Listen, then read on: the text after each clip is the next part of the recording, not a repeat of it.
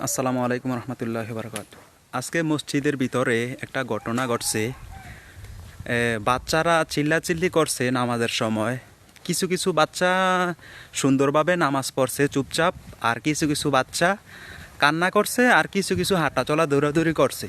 তো এখান থেকে একটা শিক্ষণীয় বিষয় হলো, এই বাচ্চাগুলো যখন বড় হইব ভবিষ্যতে তাদের উপরে এর একটা প্রভাব আসর পড়ব, যেই প্রভাবটার দ্বারা জনগণ এবং ওই সময় দেশের জনগণ ক্ষতিগ্রস্ত হবে।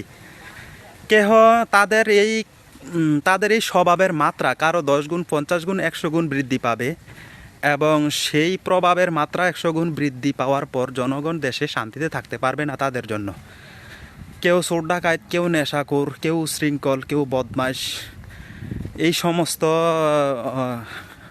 হয়ে যাবে, এরকম হবে মানুষ। তো এদের জন্যই পুলিশ প্রশাসন দেশের। এখন পুলিশ প্রশাসনও যদি ওই ধরনের মানুষ হয়, পুলিশ প্রশাসন যদি আবার টাকার কাছে বিক্রি হয়, পুলিশ প্রশাসন যদি আবার তাদের আইনকে সঠিকভাবে ব্যবহার না করে, তাদেরকে অপরাধীদেরকে শাস্তি না দেয়, তাহলে দেশের জনগণ কোথায় যাবে? শান্তি কোথায় পাবে? শান্তি তো প্রশ্নই উঠে না।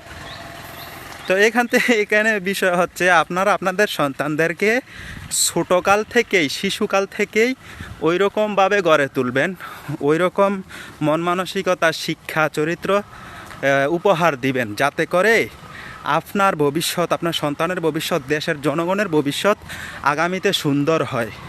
সেই মন মানসিকতা প্রচেষ্টা নিয়ে এগিয়ে যান, ইনশাল্লাহ সফল হবেনই, সফলতা আসবেনি। তো আমাদের চ্যানেলটি সাবস্ক্রাইব করেন এরকম ইন্টারেস্টিংমূলক ভিডিও পাওয়ার জন্য। আমরা আরও জ্ঞানমূলক তথ্য পোস্ট করবো ইনশাআল্লাহ।